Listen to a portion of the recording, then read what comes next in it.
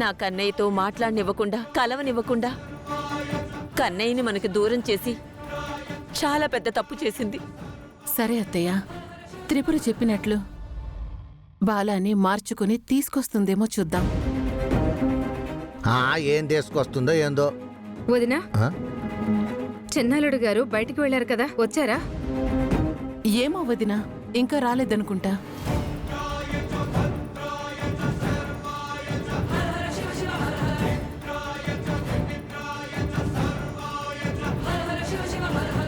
ఏంటి పెద్దమ్మా కంగారుగా ఉన్నావు? ఏమైంది?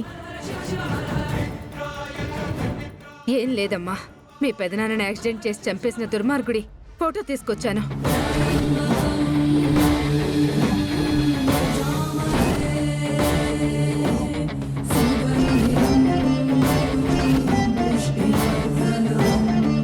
అతని ఫోటో మీకెక్కడ దొరికింది? వాడేదో ఎలక్షన్స్ లో పోటీ చేస్తున్నాడంట. ఆ పోస్టర్ ఒకటి ఆటో మీద కనపడింది.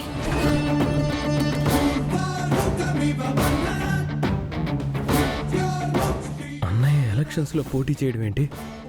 ఆ పోస్టర్ అత్తయ్య కంటపడ్డం ఏంటి? అయితే ఆ ఫోటోని తీసుకెళ్లి ఈ ఫోటోలో ఉన్నవాడే నా భర్తను చంపాడని చెప్పి పోలీస్ స్టేషన్ లో కంప్లైంట్ ఇవ్వచ్చుగా. అవును పెద్దమ్మా, ఇంతకీ ఆ పోస్టర్ ఎక్కడా? గదిలో ఉంది, తీసుకొస్తానుండండి. అత్తయ్య మీరుండండి, నేను వెళ్ళి ఆ పోస్టర్ తీసుకొస్తాను. అల్లుడు గారు, నేను వెళ్ళి తీసుకొస్తాను.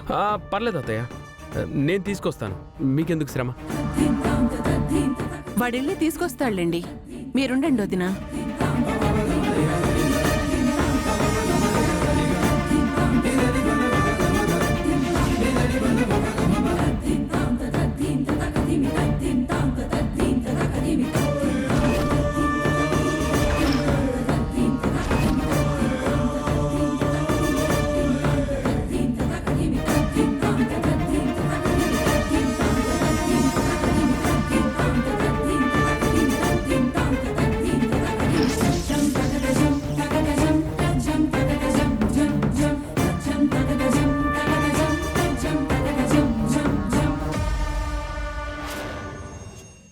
ఇదేంటి, అన్నయ్య ఎలక్షన్స్లో పోటీ చేయడం ఏంటి?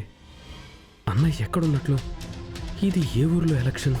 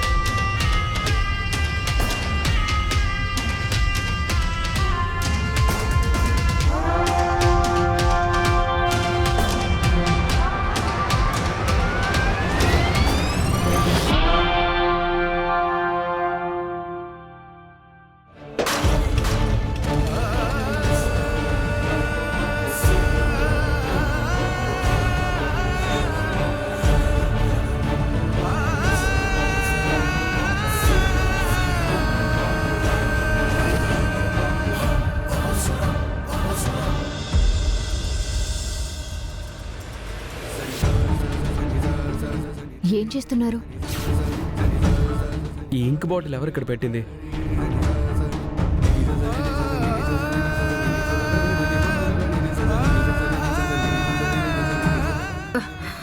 ఏమైంది అల్లుడు గారు?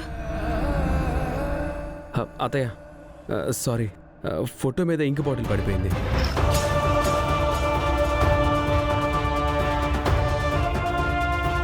ఆ పోస్టర్ ఏంటమ్మా?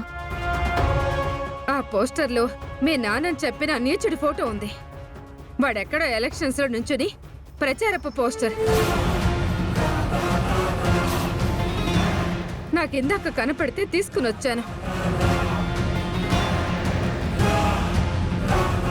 ఒరేయ్, ఒకసారి ఇంకుబడ్డాక ఆ ఫోటోని ఎంత దుడిసినా అది పనికిరాదురా, గుర్తించలేవు. సారీ అత్తయ్య.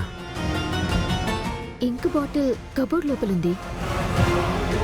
అది పోస్టర్ పైన ఎలా పడింది? ఏమో, నేను ఆ అత్తయ్య పోస్టర్ ఎక్కడ పెట్టిందా అని వెతికే ప్రాసెస్లో ఈ ఇంక్ బాటిల్ నా చెయ్యి తగిలి పడిపోయింది. పడిన చోటే ఈ పోస్టర్ కింద పడుంది. ఏమిటో మీ కర్మ. మొన్న స్కెచ్ ఆర్టిస్ట్ వచ్చి బొమ్మ గీస్తే సరిగా బొమ్మే రాలేదు. ఈ రోజు వాడి ఫోటో దొరికితే ఇదిగో ఇలా ఇంకు పడింది. ఏంటో నీకు నీ భర్తను చంపినోడు దొరకకుండా దేవుడు ఇలా చేస్తున్నాడేమోనమ్మా. మా నాన్నని చంపిన వాడు ఎక్కడున్నా మేం పట్టుకుంటాం.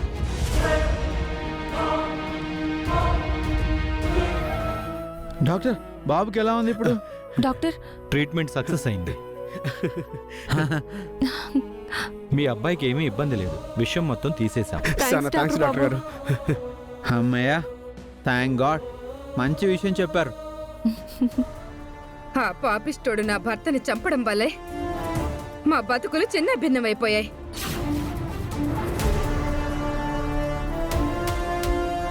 వాడు ఎక్కడున్నా ఏ పరిస్థితుల్లో ఉన్నా వాణ్ణి మాత్రం వదిలిపెట్టద్దమ్మా. అవును, వాడికి తగిన శిక్ష పడాలి.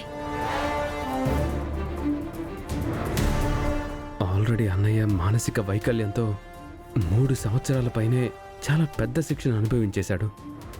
ఇంకా ఏం శిక్ష వేస్తారు? అందుకే మీకు అన్నయ్య గురించి నిజం తెలియనివ్వట్లేదు.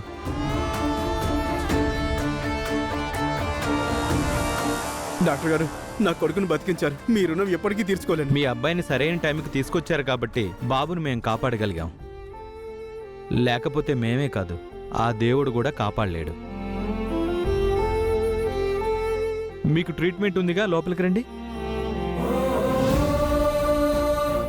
బాబు, మీరు సమయానికి మా బాబుని హాస్పిటల్కి తీసుకురాకపోతే మా వాడు బతుకుండేవాడు కాదు. మీరు నిండు నూరేళ్ళు చల్లగా ఉండాలా.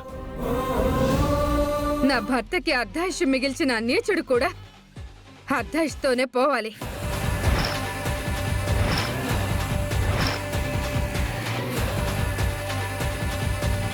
నా కుటుంబం వాడి వల్ల సర్వనాశనమైపోయినట్లు వాడు కూడా సర్వనాశనమైపోవాలి.